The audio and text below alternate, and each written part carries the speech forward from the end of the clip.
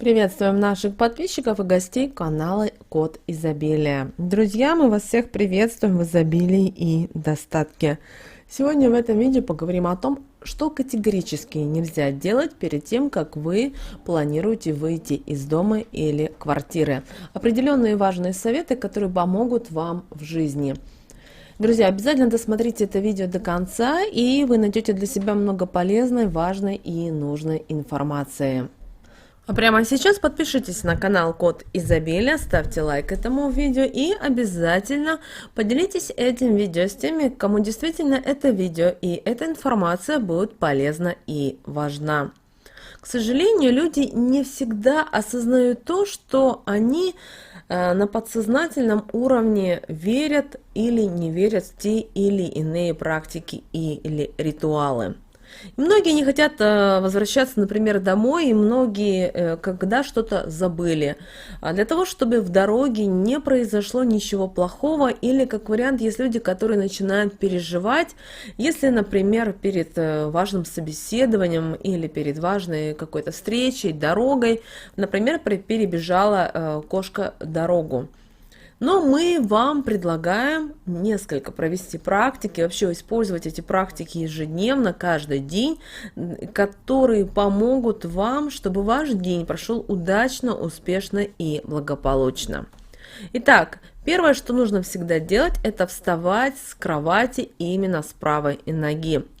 Да, сейчас каждый скажет, да мы же встаем с правой ноги. Дело в том, что когда мы с вами встаем, мы неосознанно это делаем. Мы делаем это на уровне, наверное, каких-то рефлексов. То есть встали и пошли. Но, знаете, вот бывает такое выражение, что особенно на работе, когда кто-то приходит из коллеги и говорит о том, что вон Маня сегодня встала не с той ноги. И вы знаете, это не просто какие-то громкие слова для того, чтобы посмеяться над своим коллегой. Потому что наши предки считали, что кто-то встанет с левой ноги, у того весь день может пойти наперекосяк. Поэтому, пожалуйста, следите за тем, с какой ноги вы встаете с кровати. Иначе все будет у вас валиться из рук, и ничего, к сожалению, не удастся вам сделать по дому и на работе. И также, когда вы переступаете через порог. Это также необходимо делать правой ногой, и тогда все будет идти так, как вы запланировали, легко или успешно. Даже если вы не верите в народные приметы и в советы наших предков, то на всякий случай лучше себя все-таки обезопасьте. Особенно если у вас, например, намечается какое-то важное мероприятие, или вы едете в какую-то важную для себя командировку. Также вы можете, как вариант, если у вас, и вы знаете, что у вас сегодня состоится достаточно важная встреча, вы хотите устроиться на работу, или у вас первый день на работе, то вы можете мебель расположить ножками вверх. И именно наши предки считали, что если вы сели во время застолья за чей-то стул, то они знали, что это нехороший знак. Поэтому перед тем, как выйти из дома, переверните все стулья вверх ножками. Вы знаете, даже подобная народная примета еще связана и с похоронами. Особенно это связано до сих пор, это даже делают в деревнях и в селах. Поэтому, если из дома вынесли покойника, нужно перевернуть все стулья ножками вверх. Это необходимо для того, чтобы душа усопшего могла спокойно покинуть дом. Далее, для того, чтобы удачно прошел ваш день, а в нашей жизни бывает все по-разному, просто погладьте угол своего стола.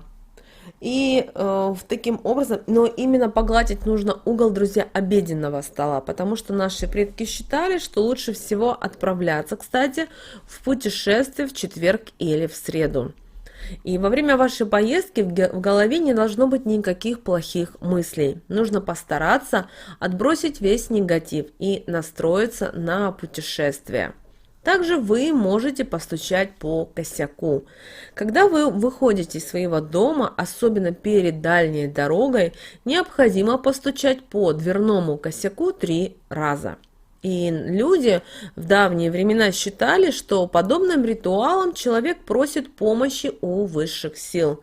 Конечно же, кто-то скажет, времена меняются, современный мир, но все-таки народные традиции, приметы все равно остаются и им не изменяют. Также утром, когда вы уже планируете выходить из дома, из своей квартиры, вы вышли, обязательно поприветствуйте молодую девушку. Наши предки считали, что если мужчине предстоит какое-то важное мероприятие, то желательно поздороваться с симпатичной девушкой, даже если она ему и не знакома. Потому что именно это поможет мужчине в его делах на этот день и приведет к успеху. Также хорошим знаком считается, если на пути вам повстречалась беременная девушка. А вот увидеть первой старуху ничего хорошего не предвещает. После такой встречи лучше больше ничего не планировать, потому что люди в давние времена вообще старались вернуться домой, если было возможно такой сделать шаг. Далее, друзья, не подметайте и ничего не мойте перед выходом. Не нужно спешить. Если вы куда-то отправляетесь, то нужно постараться в это время ничего не ронять, не производить уборку перед тем, а также ни в коем случае не спешить. Также, когда вы отправляетесь в дальнюю дорогу, когда вы идете на собеседование, когда вы идете первый день на работу, или у вас предстоит вообще какое-то важное событие в вашей жизни, никому не нужно сообщать о своих планах.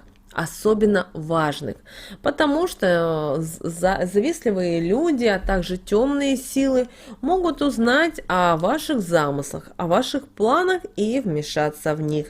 Поэтому очень часто многие люди говорят о том, что ну как же так, в моей жизни это не произошло или это не получилось. А если поразмыслить, если проанализировать ситуацию, то оказывается, человек произнес определенные свои желания, свои планы к своей соседке, возможно, завистливым знакомым, подругам, и в результате не получилось то, что должно было произойти. Поэтому, возможно, вы часто слышите такую фразу «все пройдет, все произойдет, я потом расскажу». И это будет правильно, потому что так, во-первых, вы энергетически сохраняете эту информацию для себя, а значит, никто эту информацию и вот именно этот энергетический информационный эгрегор, который вы визуализировали, он никем не будет нарушен, не будет разрушен. Это очень важно. Друзья, сегодня в этом видео мы с вами поделились самыми важными советами, что категорически нельзя делать, когда вы выходите из дома. Мы надеемся, что наши советы, друзья, и наши рекомендации вам помогают в жизни. С вами, как всегда, был канал Код Изобилия.